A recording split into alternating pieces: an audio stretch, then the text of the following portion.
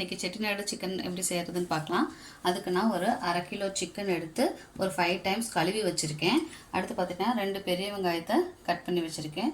2 தக்காளி, 2 பெரிய தக்காளி கட் பண்ணி வச்சுருக்கேன். கருவேப்பிலை, கொத்தமல்லி.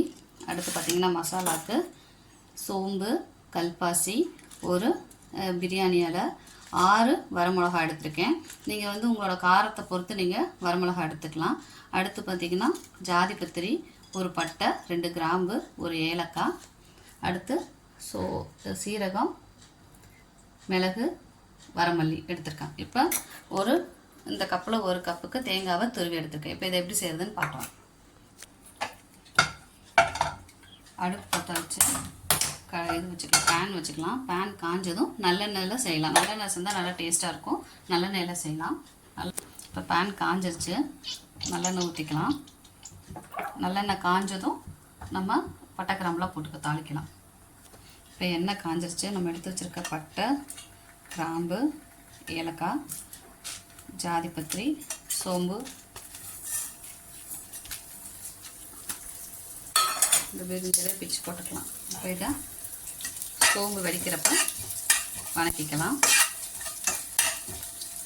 அப்புறம் வரமிளகாவையும் கல்பாசியும் சேர்த்துக்கலாம்.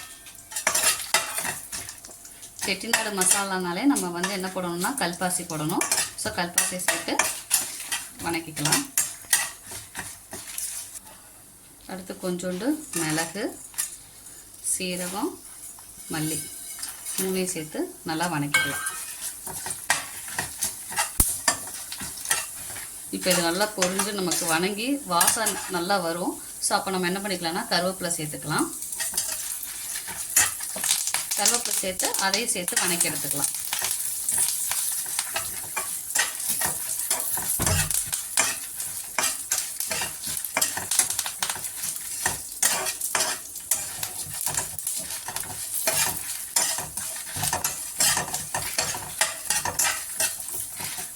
ஸோ இது வணங்கினதும் நம்ம என்ன பண்ணிக்கலாம்னா இந்த இப்போ வரமிளகாலாம் வணங்கிருச்சு. நம்ம துருவி வச்சுருக்கோம் இல்லையா தேங்காய், அதையும் சேர்த்துக்கலாம். தேங்காய் சேர்த்து நல்லா தேங்காய் வந்து நல்லா வணங்கணும். அந்த அளவுக்கு நம்ம இதை வறுத்துக்கலாம். இந்த தேங்காயோட கலர் வந்து நல்லா ப்ரௌனாக வரணும். அந்த அளவுக்கு நல்லா வணக்கி எடுத்துக்கலாம். வணக்கி எடுத்து இப்போ வணங்கிருச்சு. நம்ம இப்போ ஸ்டவ் ஆஃப் பண்ணிவிட்டு இதை தனியாக எடுத்து வச்சுக்கலாம். 6 நிலையும் கொஞ்சம் தண்ணி ஊற்றி நல்லா ஃபைன் பேஸ்ட்டாக நம்ம அரைச்சி எடுத்துக்கலாம். இந்த மசாலா ஆறுனதும் இப்படி நல்ல பேஸ்ட்டாட்ட அரைச்சி எடுத்துக்கிட்டோம். இப்போ இதை அடுப்பு பற்ற வச்சு எப்படி செய்கிறதுன்னு பார்க்கலாம். அடுப்பு பற்ற வச்சு கடாய் வச்சுக்கலாம். கடாய் வந்து சூடாகட்டும். கடாய் சூடானதும் நம்ம நல்லெண்ணெய் ஊற்றிக்கலாம். நல்லெண்ணெய் சூடாகட்டும். இப்போ எண்ணெய் சூடானதும் நம்ம ஒரு பட்டை, 2 கிராம்பு, ஒரு ஏலக்காய், 2 பிரிஞ்சி இலை போட்டு அடுத்து கொஞ்சோண்டு சோம்பு போட்டு பொரிய விடலாம். நல்லா பொரியட்டும் சோம்பு. இப்போ சோம்பு பொரிஞ்சிருச்சு. இப்போ நம்ம இதை கட் பண்ணி வச்சுருக்க வெங்காயத்தை சேர்த்துக்கலாம். வெங்காயத்தை சேர்த்து நல்லா செவந்து வரணும். அது அந்த ப்ரௌன் கலரில் வரணும். அது அளவுக்கு வணக்கிக்கலாம்.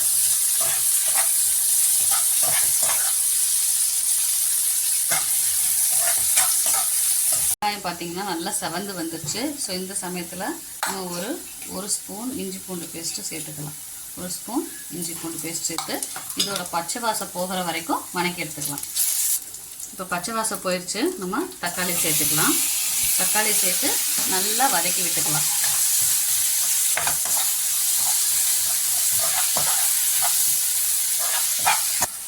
இப்போ தக்காளி வணங்கிடுச்சு. இப்போ நம்ம மசாலா சேர்த்துக்கலாம். இப்போ என்ன செய்கிறோன்னா கொஞ்சோண்டு மஞ்சப்பொடி, அடுத்து நம்ம அரைக்கிறதுலையே வரமிளகா போட்டு அரைச்சிருக்கோம். அதனால் நம்ம என்ன பண்ணிக்கலாம்னா இதில் காரம் வந்து அளவாகவே போட்டுக்கலாம். நான் என்ன பண்ணுறேன்னா 1/4 ஸ்பூன் மிளகா பொடி போடுறேன். நான் ரொம்ப காரம் எனக்கு தேவையில்லாதனால நான் காஷ்மீரி மிளகா பொடி போட்டுக்கிறேன். உங்களுக்கு காரம் வேணுங்கிறப்ப என்ன பண்ணால் நார்மல் வரமிளகா பொடி போட்டுக்கலாம். அடுத்து கொஞ்சம் மல்லித்தூள், 1/2 ஸ்பூன் மல்லித்தூள் போட்டுக்கிறேன். ஏன்னா அதுலேயும் மல்லி போட்டு அரைச்சிருக்கோம். இப்போ 1/2 ஸ்பூன் மல்லித்தூள், 1/2 ஸ்பூன் சீரகத்தூள். இது எல்லாமே அதில் போட்டு அரைச்சிருக்கிறதுனால எல்லாமே அளவாகவே சேர்த்துக்கலாம். காரம் மட்டும் மிளகா வந்து உங்களோட காரத்துக்கு ஏற்ற மாதிரி போட்டு நல்லா வணக்கி எடுத்துக்கலாம். இதோடயே நம்ம உப்பையும் போட்டுக்கலாம். இந்த கறிக்கு தேவையான உப்பு போட்டு நல்லா வதக்கி விட்டுக்கலாம்.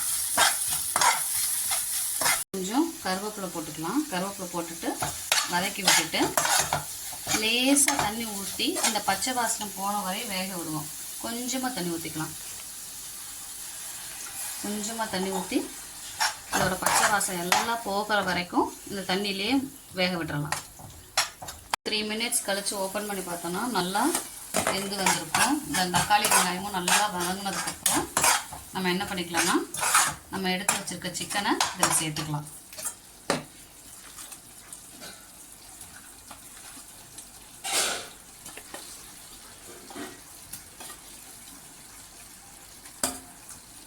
சேர்த்து நல்லா வதக்கி விட்டுக்கலாம்.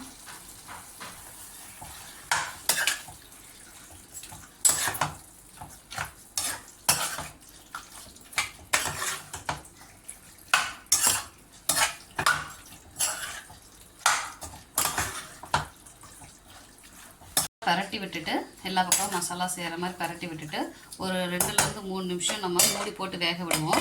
இதில் எதுவுமே இப்போ தண்ணி சேர்க்க வேண்டாம். அந்த சிக்கனோட தண்ணி இறங்கும். அந்த சிக்கன் வெந்து அந்த சிக்கனோட தண்ணி இறங்குற வரைக்கும் நம்ம என்ன பண்ணுவோம்னா அதுவாகவே வேகட்டும். இதை மூடி போட்டு வச்சிடலாம்.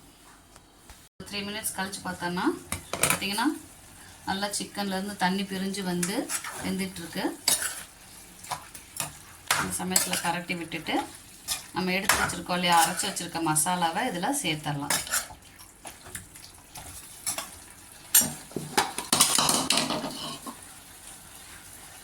அரைச்சி வச்சுருக்க மசாலாவை இதில் சேர்த்துடலாம். சேர்த்து பரட்டி விட்டுக்கலாம். நல்லா மிக்ஸ் பண்ணி விட்டுக்கலாம்.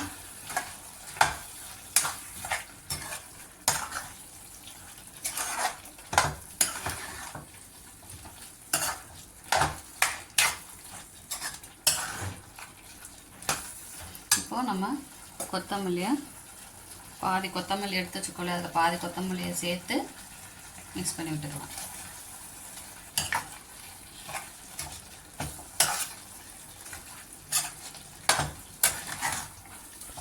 நல்லா வணங்கி இந்த மாதிரி இருக்கிறப்போ கொஞ்சோண்டு தண்ணி ஊற்றி, ரொம்ப குழம்பு மாதிரி இல்லாமல் கிரேவி தான் இது, அதனால் ரொம்ப தண்ணி ஊற்றாமல் அளவாக தண்ணி ஊற்றி நம்ம இதை வேக விட்டுக்கலாம். ஒரு 5 மினிட்ஸ் வேகட்டும். மூடி போட்டு வேக வச்சிடலாம்.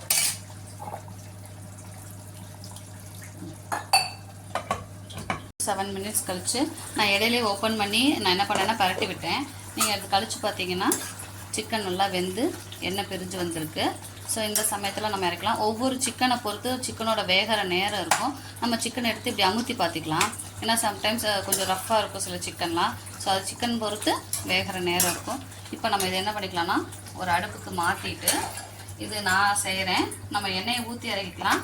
அப்படி இல்லைன்னா நல்லெண்ணெயை கொஞ்சம் மேலே ஊற்றினோன்னா நல்லா வாசமாக இருக்கும். அதுக்கு நான் என்ன பண்ணுறேன்னா தாளிப்பு கரண்டி எடுத்துகிட்டு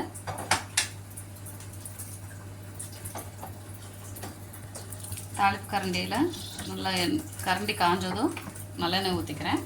நல்லெண்ணெய் காஞ்சதும் வெறும் கருவேப்பிலையை மட்டும் போட்டு தாளித்து அது மேலே ஊற்ற போகிறேன். அந்த நல்லெண்ணெய் வாசத்தோடு நம்ம சாப்பிட்டோம்னா நல்லாயிருக்கும் இல்லையா, அதுக்காக நான் என்ன பண்ணுறேன்னா நல்லெண்ணெய் காஞ்சதும் அதில் கருவேப்பிலையை மட்டும் போட்டு தாளிச்சிட்டு அது மேலே ஊற்றிக்கிறேன். இப்போ எண்ணெய் அந்த தாளிச்சோம் இல்லையா, வெறும் கருவேப்பிலை எண்ணெய் மட்டும் அதை ஊற்றிட்டு இது மேலே நம்ம நறுக்கி வச்சுருக்க கொத்தமல்லியை தூவிக்கலாம். கொத்தமல்லியை தூவிட்டு இப்போது நமக்கு சுவையான செட்டிநாடு சிக்கன் கிரேவி ரெடி. இதை நல்லா சூடான சாதத்தோடு போட்டு லஞ்சுக்கு சாப்பிட்லாம். அதே மாதிரி நைட்டுக்கு இட்லி, தோசை, சப்பாத்திக்கு கூட இதை வச்சு சாப்பிட்டோம்னா செம்ம டேஸ்ட்டாக இருக்கும். உங்களுக்கு இந்த வீடியோ பிடிச்சிருந்தா மறக்காமல் சப்ஸ்கிரைப் பண்ணுங்கள், லைக் பண்ணுங்கள், ஷேர் பண்ணுங்கள். தேங்க்யூ.